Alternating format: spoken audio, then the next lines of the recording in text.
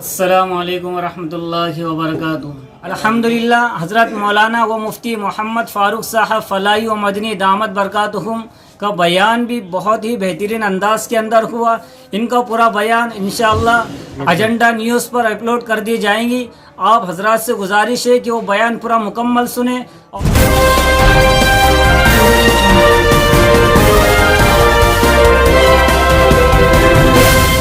اگر آپ نے ابھی تک ہمارا چینل سبسکرائب نہیں کیا تو ابھی سبسکرائب کریں۔ بگڑ گیا ہے لیکن کچھ بولنے کی ہمت نہیں ہے، یا تو ہاتھ اٹھا لے گا یا گھر سے بھاگ جائے گا۔ ڈر تو لگ رہا ہے نا، ہاں تو ان کی وجہ قرب قیامت ہے۔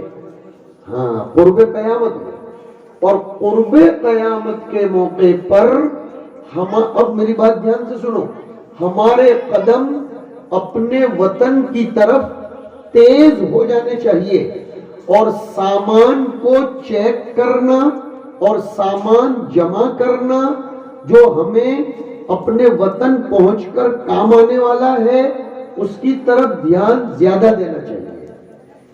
یہ ان باتوں میں سمجھ میں نہیں آئے گا، ایک مثال دے رہا ہوں۔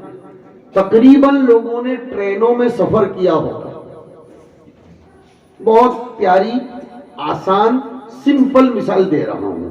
میں اپنے طلبہ کو بھی اتنا آسان نہیں سمجھاتا، لیکن آپ لوگوں کے دماغ میں اتارنا ہے۔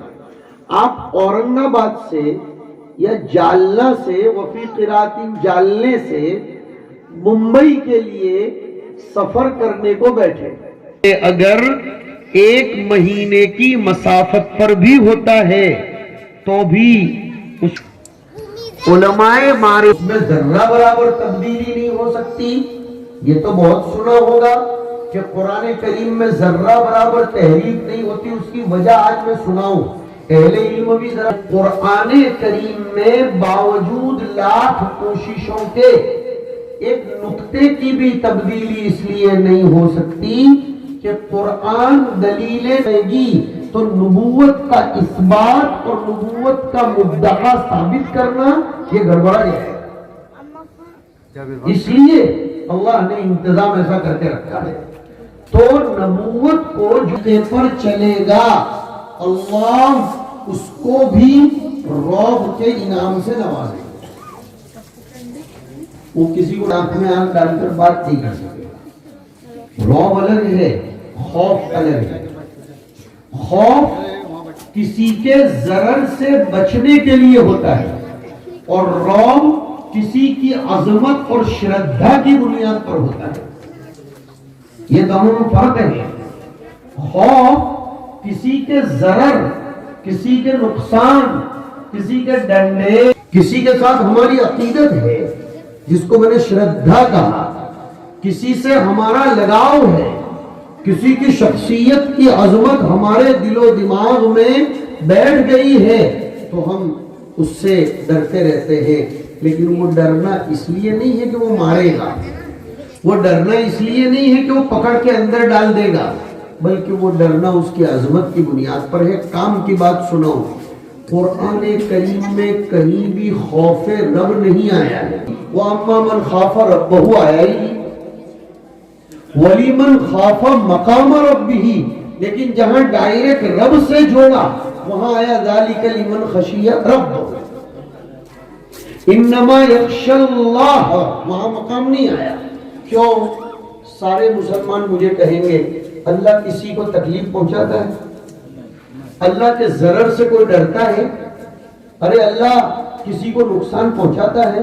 نہیں، اس کے تو نقصان میں بھی خیر کا پہلو ہوتا ہے، یاد رکھو اس کو۔ اگر ہمیں کوئی چیز ایسی نظر آتی ہے جس میں ہمیں شر اور برائی دکھتی ہے، مولانا علی میاں کے اس جملے کو میں اکثر درس میں بھی سناتا ہوں کہ اللہ کی تخریب میں بھی تعمیر کا نقشہ ہوا کرتا ہے، لیکن وہ وہی تکوینی علم بعض لوگوں کو جو نصیب ہوتا ہے وہ سمجھ سکتے ہیں۔ وَعَسَىٰ أَن تَكْرَهُوا شَيْئًا وَهُوَ خَيْرٌ لَهُمْ کی حقیقت یہی ہے۔ میں سب تک پوری دنیا کے اوپر ہمارا رعب، قرآن کریم اسی بات کو کہتا ہے کہ وَإِنَّهَا لَكَبِيرَةٌ إِلَّا علی الخاشعین کہ نماز پڑھنا دشوار اور مشقت بھرا لگتا ہے مگر ان لوگوں کو جن میں اللہ کی محبت، اللہ کے لیے تواضع، اللہ کے لیے مرمٹنا، اللہ کے سامنے جھکنا، ان ساری صفتوں کا مجموعہ خشوع کہا جاتا ہے۔ حضرت تھانوی رحمۃ اللہ علیہ نے لکھا ہے کہ خشوع یہ اندرونی ایک کیفیت کا نام ہے۔ ہم لوگ تو خشوع کس کو سمجھتے ہیں کہ بالکل صوفی بن کر کھڑا رہ جانا، یہ گویا نماز میں خشوع پیدا ہو گیا۔ نہیں، خشوع اندر کی ایک حقیقت کا نام ہے جس کا اعمال کے ذریعے ہوتا ہے۔ یہاں تک کسی کی کاٹتا نہیں ہے، کسی کی تردید نہیں کرتا، کسی پر تنقید مخرب نہیں کرتا، تنقید کرتا بھی ہے تو تنقید تعمیری کرتا ہے، نہ کہ تنقید تخریبی کرتا ہے۔ تو پھر یہ سب باتیں خشوع کی بنیاد ہو۔ صلی علی اللہم صلی علی سیدنا و مولانا محمد وعلی آلہ و اصحابہ و ازواجہ و ذریاتہ اجمعین الی یوم الدین۔ میں عرض یہ کر رہا تھا کہ ہم لوگ اس زمانے میں جو زندگی گزار رہے ہیں وہ تمناؤں پر زندگی گزار رہے ہیں، حقائق سے ہم لوگ ہٹ گئے ہیں، تصاویر پر، فوٹوز پر اور صرف بلند بلند دعووں، نعروں اور چیخنے چلانے پر ہماری زندگی ہے۔ قرآن کریم نے اسی کو رد کرتے ہوئے سورہ نساء میں فرمایا کہ لیس بامانیکم ولا امانی اہل الکتاب۔ بات کیا تھی سمجھ لو، یہ جو یہود اور نصارہ ہیں نا، یہ کوئی چھوٹی موٹی قوم نہیں تھے، نہیں، یہ بہت بڑے لوگ تھے۔ یہ اہل کتاب کہلائے جاتے ہیں۔ ان کے خاندان میں 4000 سے زیادہ نبی پیدا ہوئے۔ ارے وہ کہتے تھے وقالت اليہود والنصارى نحن ابناء اللہ واحباؤہ۔ وہ اپنے نبی زادے ہونے پر فخر کرتے تھے اور یہ کہتے تھے لن تمسنا النار الا ایام معدودہ۔ مجھے معاف کیجئے، ہمارا حال بھی آج کل یہی بن گیا ہے، جانا ہے امت محمدیہ میں۔ ہمارے علاقے میں تو ایسے لوگ آتے ہیں، ہماری جگہ تو ایسے لوگ آتے ہیں، اور ہم تو وہ ہیں۔ اور ان تمناؤں نے ہمیں خواب غفلت میں ڈال دیا۔ اسی لیے شاہ ولی اللہ رحمۃ اللہ علیہ نے لکھا ہے کہ جتنی کمزوریاں پچھلی امتوں میں تھیں، حدیث شریف کی روشنی میں ٹرو بالکل حقیقت اس امت کے اندر بھی ہے۔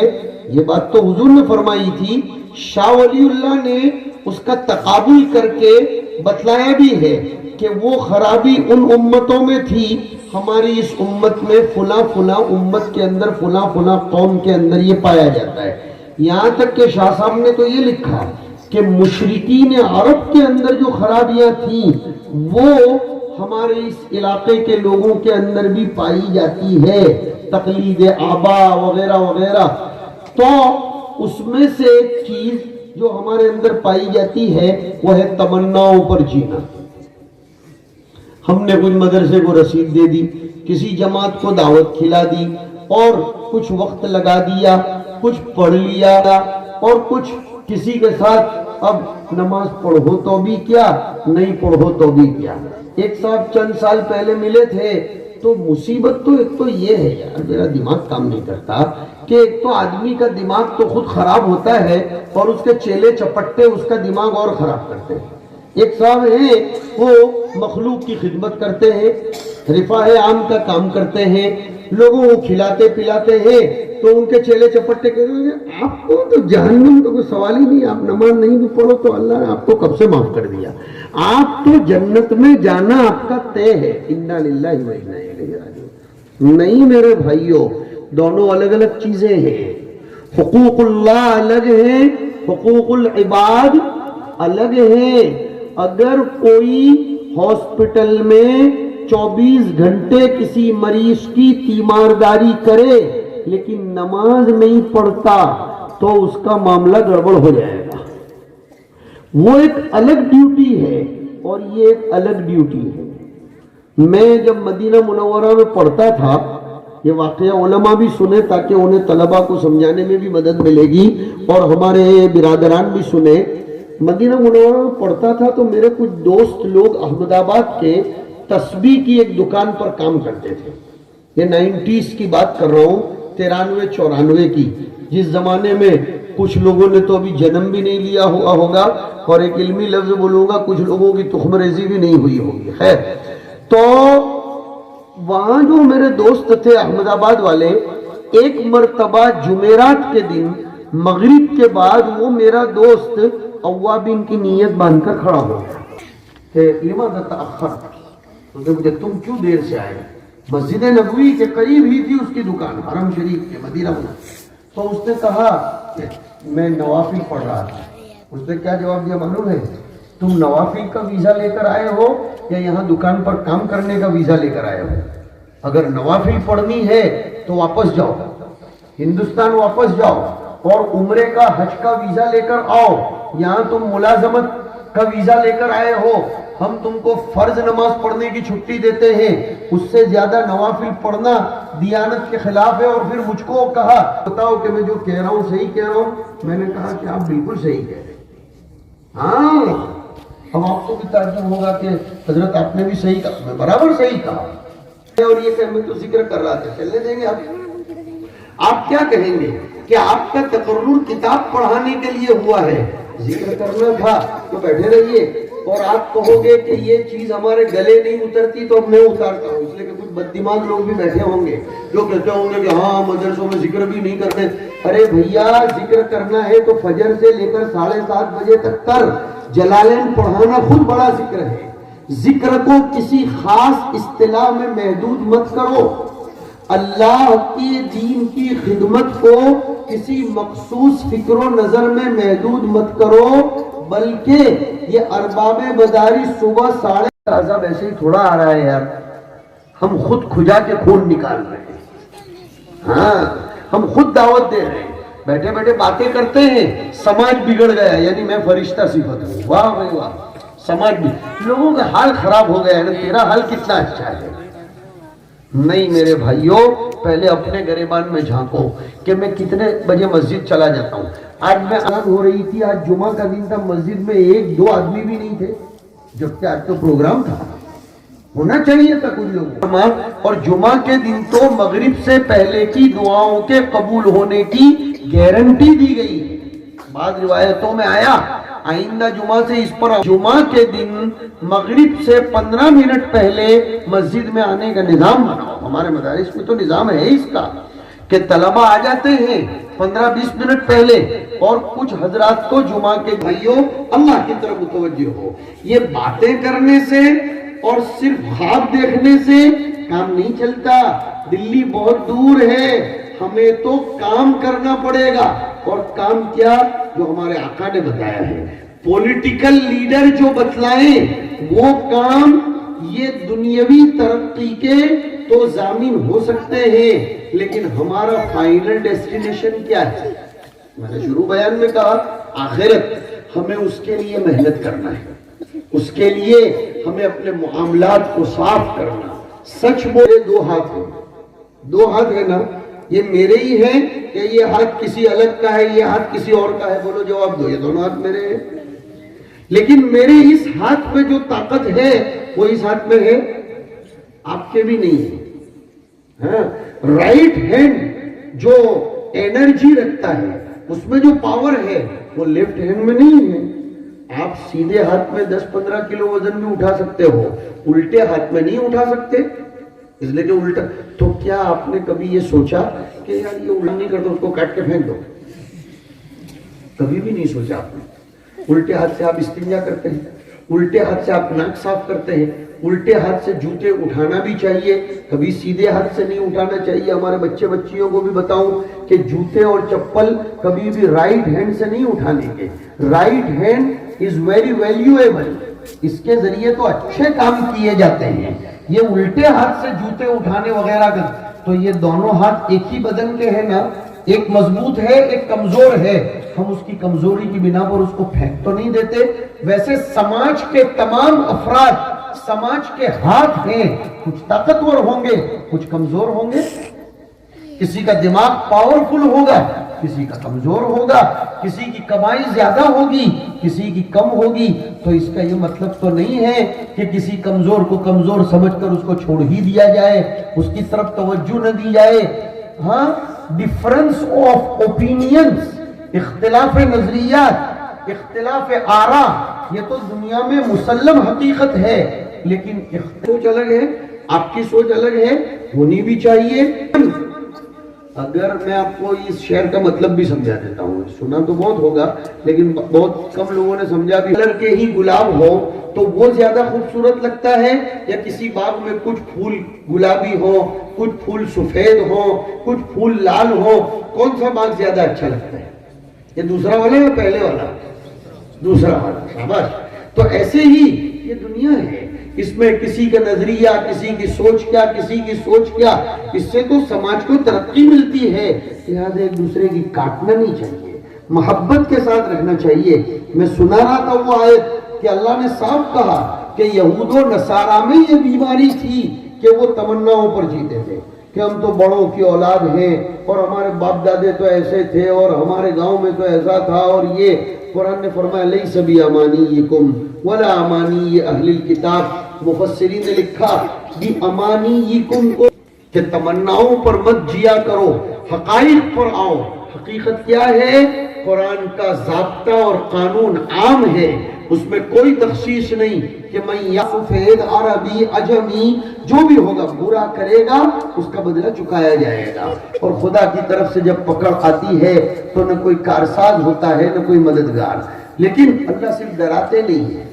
اس کے فوراً بعد وہ آیت آئی، اس لیے میں نے بھی پڑھی کہ اس کے مقابلے میں وَمَن يَعْمَلْ مِنَ الصَّالِحَاتِ، جو بھی اچھا کام کرے گا چاہے من ذکر او انثیٰ، شرط یہ ہے کہ وہ مومن ہو تو اس کے لیے جنت کی گارنٹی ہے. اس دور میں ہم انسانوں کو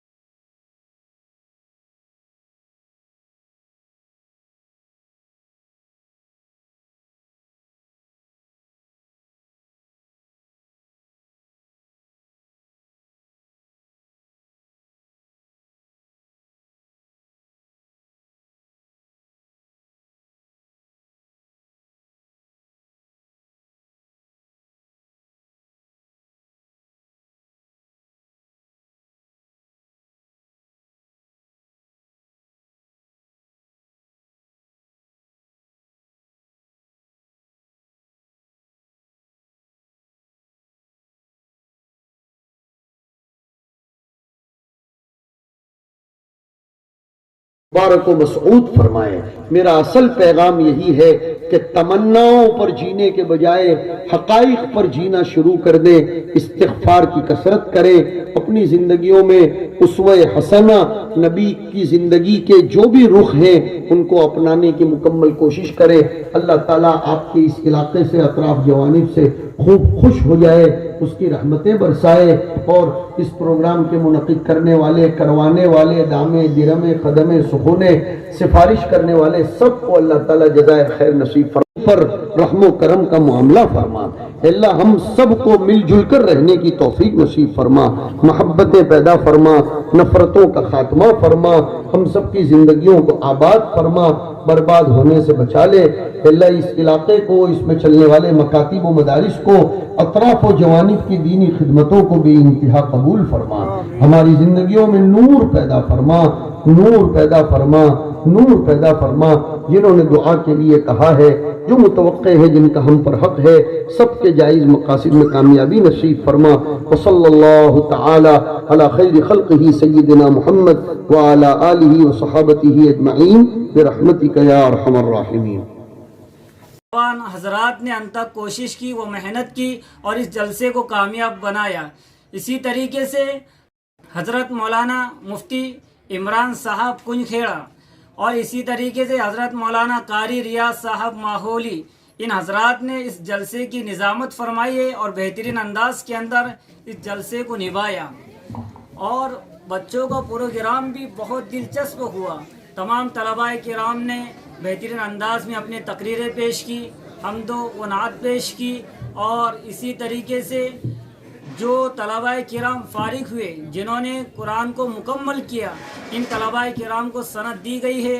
تقریباً 8 طلباء کرام نے قرآن کو مکمل کیا ناظرہ کے اعتبار سے، اور ان کو سند بھی دی گئی ہے، اور الحمدللہ یہ جلسہ کامیاب ہوا۔ ہم تمام آنے والے مہمانان حضرات کا شکریہ ادا کرتے ہیں، اور اسی طریقے سے ہم جہاں کہیں پر بھی اللہ والوں کے پروگرام ہوں گے ان میں شرکت کرنے کی پوری کوشش کریں گے، اور اسی طریقے سے یہ اللہ والوں کی آمد ہمارے شہر کے اندر باعث برکت ہے۔ ان اللہ والوں کی قدر کرنی چاہیے، ان حضرات کے بیان سن کر اپنی زندگی کے اندر انقلاب پیدا کرنا چاہیے اور عمل بھی کرنا چاہیے۔ اللہ تعالیٰ مجھے اور آپ کو کہنے سننے سے زیادہ عمل کی توفیق عطا فرمائے۔